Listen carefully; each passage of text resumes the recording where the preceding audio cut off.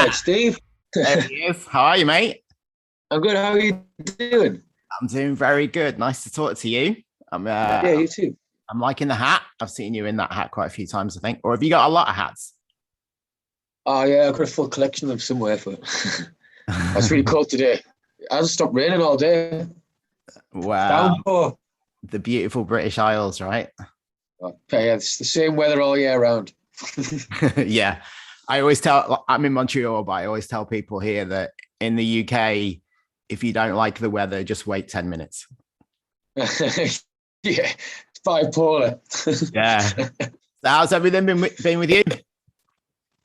Yeah, good. The last couple of weeks have been really busy. It's nice to have been back on the road again, traveling around, doing some music. I forgot how much I missed it, and I thought I did miss it, but I didn't realize just how much. Right. So it's been really fun. I think that's one of the things that's come out of this situation is that people, both on stage and in the audience, are just appreciating the live music experience more than ever, right?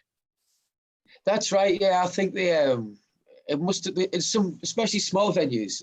It kind of got taken for granted a bit having a live band on, but now people just engage a lot more with the bands and respect the artists a lot more, which is really nice. People actually want to listen, so it's been good. Yeah, and obviously some venues didn't make it, the smaller Uh, venues especially. So I think the ones that did, people just appreciate them more and want to support those kind of venues, I think. yeah. We have lost a lot of good venues. So Where have you been playing recently? we played a festival in Leicester. We played down in South Oxford. I played up in Edinburgh, Stockton, and then one just outside Cambridge. Okay, so you're getting about. Yeah, it's nice to explore again. Okay, so let's talk music, shall we? First of Yeah, all, I want to talk to you about this song that you had recently. Can't wait to wake up in the morning. Like, I yeah, feel like there's a good story behind that. Do you want to tell me how that song came about? yeah. It was kind of it was during like the first lockdown. Obviously, the incident with Floyd George happened, or George Floyd, Yeah. and it just kind of felt like it was just the last. It was like just the last thing to make everything feel like it was the whole world was just going to tip over. And it kind of just like it's just like the last bit of bad news we all needed, and just watching humanity just kind of crumble.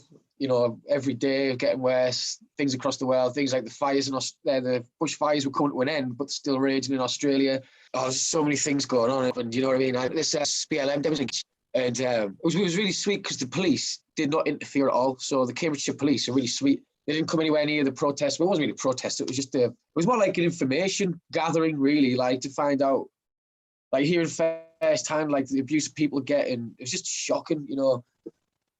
So kind of the song just, I went all day. It just left like a profound feeling on me. Just like, I don't know, it just I felt just shit, really, just about humanity. And I just kind of woke up like 8 o'clock the next morning, just written this song out, and then just fell back asleep. And then it was just like the next day when I got it properly, I realized that I'd written a song that I finally wanted to say, if you get me. Like, I don't normally like explaining my songs. My songs are normally more self-indulgent, but this one just didn't feel that way. It just I felt it was a song that just what a lot of people might want to have said at the time. We've all had enough, and maybe tomorrow might be better than today. Yeah. So you say you woke up, you wrote this song, and then you went back to sleep. Did it feel like a stream of consciousness that just kind of came out? I'm not quite sure. I was too tired to realize what was going on. I've never been up that early in my life, so I think Right. that's what might shock me. But I just kind of just like spewed it out, and then I think I was able to sleep properly after that. Felt like I'd vented. Yeah, right. So when you do that, do you get up and like pick up a guitar, or how do you do it? This one, I just written it all out, just some paper, and then just crashed back out. The next day, I had a melody kind of floating around in my head over the couple of days anyway for a new song coming up, and it was just like a nice melody that was playing through. Okay. And these lyrics just seemed to almost perfectly fit it. It was just a few adjustments, so it was pretty easy to put the song together. Really, it was actually once I had the lyrics, when I got up again, it only took me about half an hour to have the whole thing worked out and down, really. So if somebody had never heard your music, would that be a good place to start, or would there be another record or another track that you'd want them to start with to give a flavor of what you're about? I don't know, because I kind of write the song, like a lot of my songs have, like, they vary slightly in sound, I think. I kind of play for the song. So, for instance, we'll play like a live show, we can go from playing that, I'd say it's quite a folkish number, Can't Wait to Wake Up in the Morning. Go from that song we've got called Radio Song, which is really live. It ends up being quite Pink Floyd-esque towards the end, and a lot, like, very guitar heavy and really good for like a gig venue, you know, gets people up and that. So it just depends if people are into, like, it's a lot of my stuff's easy to listen to. And I think if you listen to 3 or 4 tracks, then you'll either like it or not, you know, like you like that kind of music or not, really. Yeah. It's my voice you have to tolerate. It's trying to tolerate my voice. But you lose your accent, like you've got quite a strong accent, and but you kind of lose that a little bit, but it's still there in the songs when you're singing, right? Yeah, it's like, I just try and like be as clear as I can. I mumble a lot when I talk, and I'm trying, like, right now I'm trying my hardest not to talk fast, because I know we talk very, very fast. But yeah, I think I heard somebody say once that if you sing with your, like, trying to sing with correct vowels and stuff in a song, it always comes out slightly American, apparently, because that's when you extend a word. Obviously, Americans really extend their vowels. So right. I think my accent becomes a lot clearer when I sing, which is, I should just sing all the time because nobody understands me in Cambridge. Sing for a pint of Guinness. So take me back to the very beginning. When you were a kid, what's the first music you remember hearing when you were, like, at home as a kid? My dad raised me on stuff like Gilbert and Sullivan, you know, things like the stage shows, and so I was like listening to like Oliver Twist and that, you know, when I was about 6, 7-year-old, right? And like just classic things like that, really. And it wasn't until I got a bit older, like to my teens, I was listening to like a lot of terrible music that was out. I mean, everybody was into Blink-182 at the time, so they were all right. But it was not until somebody gave me the first Libertine album was when I think that really changed my outlook on music. So I was already writing poetry at school and writing poetry at home. And it wasn't until I heard that first Libertine album, Up the Bracket, where I really, really, I don't know, I related to it more than I thought I would. And then I bought the first Baby Shamble album, which was the Down in Albion. And I think that album just was the one, you know, that really resonated with me. And I think I found myself through that album more than anything. Right. I don't think I've heard a modern-ish album, to me, has not stood up as much to that one. Anything after like 2004, I don't think it's really stood up as much as Down in Albion as a full album. I mean, have you checked that album out, Down in Albion? Oh yeah, I've seen that. I've seen Libertines live, and I think I've seen Baby Shambles live as well. But it's interesting following Pete's kind of trajectory. You never quite know where he's going to go next. But yeah, I think that's what kind of put me off them in the end. It's like I was like a teenager and just trying to follow the story constantly. It was just like every couple of months he was getting thrown back in jail, and it was just a bit sad and disheartening. But that's when I discovered Bob Dylan anyway. So I kind of moved through listening to Doherty's stuff, and then Blonde on Blonde became like that, and Blood the Tracks, I think, became my albums to go to from then on, really. So how did you discover Dylan? Was there somebody that introduced you to him? Yeah, my old art teacher. So when I was in secondary school, I had this art teacher called Sharon Pinchin. And for instance, I remember like, I used to always talk about music, and she's like, you know, just seemed really interested in me as a person. So like, for like the class would have to do like a clay term, like, you know, a couple months doing like a clay piece. And I wasn't interested in it at all. Like I still do art to this day. I've got an exhibition this Friday, actually. But I was never interested in that. And I said, well, I'm never going to be interested in doing clay work or sculpture. And she's like, oh, just come and sit with me then. So we used to listen to like Dylan Time Radio hour. She'd talk to me about 60, and all these kind of musicians and bands that I'd like never ever heard of. I just sit and listen to for an hour each art class and just listen to, like, you know, something more I'd fall in love with. And I don't kind of like, she educated me on the good stuff. So yeah, I went out and bought Blonde on Blonde on a CD, and that was it, you know. Around that time, were you playing guitar? Had you picked up instruments by that point? Yeah, I self-taught, but I was playing a lot of Libertines stuff, and I was writing my own stuff a little bit. So we were in like a band. We were just, as everybody starts off in a band called the Pissheads, you know what I mean? That's what we're called. And, we sold out a gig at the studio, like 150 capacity, without ever pouring a song out or anything. Wow. And even a few of our teachers came from school. And I ended up nicking off the school all day because I just wanted to get ready for the gig. It was my first proper gig, you know. So I didn't go to school. And a few of the teachers came to the gig and said, all right, we'll let you off, because it wasn't the best band, you know, but I think just the energy, we believed in it so much. I think people kind of appreciated it, you know, let us off a little bit for sounding terrible, but it was fun.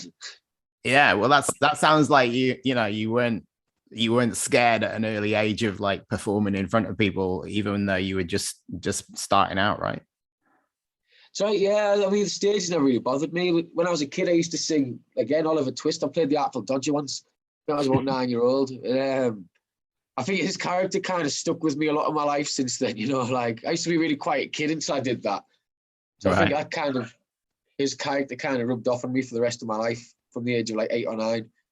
So yeah, I was never scared of stage. I was more scared of talking to people in like a social, you know, environment, I guess. Someone you don't really know. That's more scary than standing on stage. Because when you're on stage, you're not really talking to anyone. Because people as a collective almost kind of have the same vibe. You just got to make sure it's not a bad vibe that night. You know what I mean? Yeah, I think it's quite a common thing that people who are quite introverted in those, you know, in social circumstances, the way that they find a way of expressing themselves is to get up on stage or write music or sing songs, because they can say the things that they want to say without saying it directly to somebody in person. Yeah, I think that's what it is. I think, yeah, it's just a way of expressing yourself, I guess. I don't know. Yeah, it's not scary at all. Like a lot of my songs are about like mental health and like my own life experiences and stuff. And it just doesn't seem scary. When you're listening to music, what's your preferred way of listening to it? Are you still like a vinyl album kind of classic guy, or do you stream music more these days? Yeah, both. I prefer the older records because all the re-release stuff's been digitally reprinted, so it doesn't sound as warm as the 70s and 80s stuff, you know. But yeah, I don't mind, man. Any way to listen to music is still listening to music. And unfortunately, as an artist, everybody uses Spotify, so that is just the way it is now, you know. But if you're at home, say you're sat there on that couch and you want to listen to a record, are you more likely to stick a CD or a vinyl on, or would you just Spotify? No, I'll stick a record on. It's nice getting the whole mood, because it's easier to listen to a whole album and get into a mood of an album than, like, for instance, something like Spotify, you'll end up listening to a load of different bands, or YouTube, you listen to a load of different bands and kind of just listen to the song you want to hear. Where an album, you should stick a record on, just let it play through.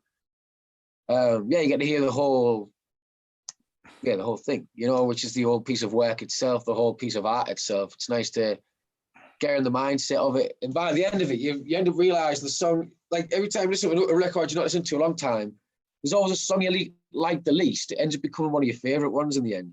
Right, yeah. You know, it's like the ones you thought you'd never listen to ends up, if you just listen to it a few times, you end up going, you know what, that's actually better than the song I liked originally, or like the first track, you know, or whatever. Yeah. And sometimes I find an album that you don't necessarily connect with on the first listen, after repeated listens, it really, really grows on you and then sticks with you forever. And the opposite can happen, where an album that you like straight away with repeated listens doesn't really give you as much back. Do you think that's true for you? I know that with a few songs. Like, there's a few songs I really get into, but it almost seems like a quick fix. It's like you can hear it for, you know, maybe it's a week, 2 weeks straight, and you love it, and then you'll probably never play it again because it's just easy. it's such a quick fix. It kind of like you get sick quickly. You know what I mean? Right. So but I know what you mean. The ones that grow on you, I think they bury themselves into you, and that's it. You know, you can't get them out. So what's an album like that for you? What's an album that you can come back to time and time again and never get bored of? I think Down in Albion. I started listening to it again in lockdown last year, and I hadn't heard that album for about 7 or 8 years before then. And I put that on, and I just completely fell in love with it again. I fell in love with it like I did the first time I heard it, which is really cool. It was like, I just give that feeling again of listening to that record. It made me feel 16 again. Nice. And is there another album that you would consider perfect from beginning to end? I'd probably say Blood on the Tracks. I think that's the most heartbreaking album. It's such an emotional album. There can't be a bad track on it, you know? Is that your favorite of his albums? I would say it's my favorite, but I think it's the strongest. I think it's one of my favorites, but it's definitely his strongest. I think, because even Lily Rose Me and the Jack of Hearts is probably the only upbeat track on it, but the story's fantastic. So that, you know, yeah, I think it's just a really well-balanced emotional album. Is there a song that you like from any time in musical history that you wish you'd written? Oh yeah, loads of them. What's the first one that springs to mind that you just wish you'd written that song? I think Northfield by Mary McCaslin. That's a really sweet song. Oh, that's a nice choice. Yeah, that's a really sweet song, that. If you were going to do a cover of that song, how would you play it, like true to the original, or would you put your own spin on it, do you think? I think a song like that would be best just kept simple, I think. So, because hers is pretty simple.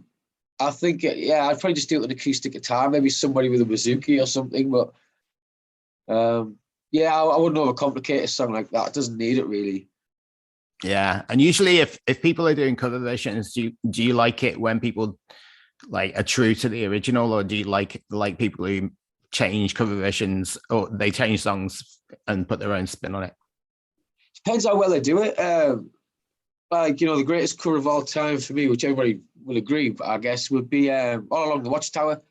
When Jimi Hendrix does that, he does it completely in his own way. And I think even Dylan agrees it's better than Dylan's version. But I mean, I've heard people do like Richard Thompson's Bees Wing, bang on how Richard Thompson would play it, and it sounds perfect. Then my friend Roger from Ireland, he plays it completely different, and again, it's still beautiful. So I think it depends on who the person is singing the song. But Claire Hayes, for instance, she's a lass from Cambridge. She's absolutely amazing voice, never writes a song, but she'll cover a lot of songs. And she always makes them her own version completely, bit country, bit folk. Yeah, she's just amazing at making any song her own. Have you discovered anything recently, any new artists or albums that you got excited about that you think people might not know about? Not so much albums, but I ended up listening to a lot more local artists in the lockdown. I got an appreciation for listening to the artists around me. So I was listening to like the Mardlers a lot more, which are great. And then I listened to James Leonard Hewitson. He's like a lad I grew up with from the north. His band are on fire at the minute. A girl I know who lives in Cambridge, she's called herself Mahogany Tales now. She's got one of the best voices I've heard. Have they got music out? Like you can hear it online? Well, Mahogany, she's bringing her first EP out in January, but everybody else has got stuff out. So Catherine Pretty, she's just smashing the charts at the minute with her new album. She's a folk singer. She's beautiful. Absolutely one of the best voices, one of the best songwriters in the UK, I think. She's amazing. Like I think you should check her out first, actually. I looked a little closer to home in the lockdown, which is quite kind of nice. Yeah, nice. So if you could go on tour with one artist and you could open up for them on tour, who would be your dream artist to open up for? Definitely Bob Dylan. Right. Even now. I don't think my band would suit the way he performs now, actually. I think it'd be a bit of a disaster, so maybe it's not him.